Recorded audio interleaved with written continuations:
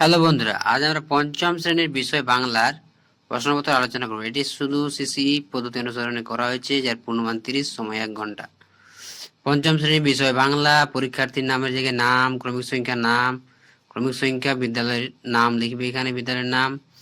এটি পশ্চিমবঙ্গ মধ্যশিক্ষা পর্ষদ নির্দেশ অনুযায়ী নবপ্রবর্তিত পদ্ধতি অনুসারে প্রশ্নপত্রটি করা হয়েছে। দেখো, একের দাগে এলোমেলো বর্ণগুলি সাজিয়ে অর্থপূর্ণ শব্দ তৈরি করো। এখানে 4 গুণ 1 সমান সমান 4, প্রতিটির জন্য 1 নাম্বার করে দেওয়া আছে। দেখো কি দেওয়া আছে, 4 গুণ 1 সমান সমান 4 নাম্বার। এরপর দেখো, একটু এলোমেলো আছে, সাজিয়ে লিখতে হবে। তাহলে এটা কি হবে সাজালে? মুকুট হবে। এটা কি আছে? ন নি ফ সাম, এটা সাজালে কি হবে? এটা সাজালে হয়ে যাবে আমাদের ফণি মনসা হয়ে যাবে। তারপর কি আছে? রিকো চুলু, তাই লুকো চুরি হয়ে যাবে এটা।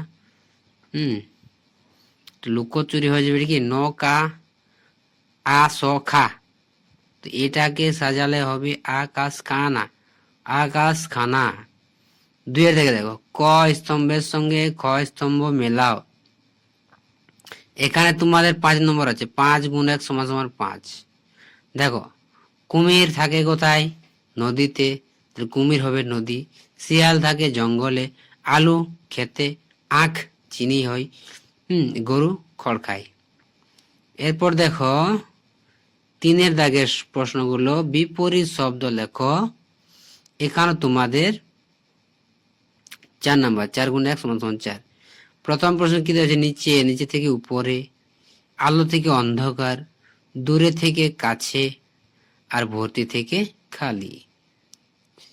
এরপর দেখো 4-এর দাগের প্রশ্ন কি দেওয়া আছে? শূন্য স্থান পূরণ করো। 5 গুণ 1 সমান সমান 5 নাম্বার। দেখো কয়ের দাগে, এক যে ছিল ড্যাশ, এক যে ছিল গাছ, আকাশ ঘিরে ড্যাশ জুটেছে, আকাশ ঘিরে মেঘ জুটেছে, সে ভাবলে বুঝি আলু তার গাছে ড্যাশ, এটা হবে ফল। সে ভাবলে বুঝি আলু তার গাছের ফল। ঘরেতে ড্যাশ ছেলে, দুরন্ত ছেলে, হাসলো ড্যাশ ঠোঁট মেলে, কেমন ঠোঁট মেলে? কোমল ঠোঁট মেলে। এরপর দেখো 5-এর দাগে, ক্রিয়াপদের নিচে দাগ দাও। 2 গুণ 1 সমান সমান 2 নম্বর। কোথা থেকে বাতাস এলো? এখানে ক্রিয়াপদ হচ্ছে এলো। বৃষ্টি পড়ে টাপুর টুপুর, এখানে পড়ে হচ্ছে ক্রিয়াপদ অর্থাৎ কাজ। বাক্যটির মধ্যে যেটা কাজ করা বোঝাচ্ছে সেটাই হলো আমাদের ক্রিয়াপদ। তাহলে দেখো এখানে দাগ দেওয়া আছে, একটা এলো, একটা হচ্ছে পড়ে।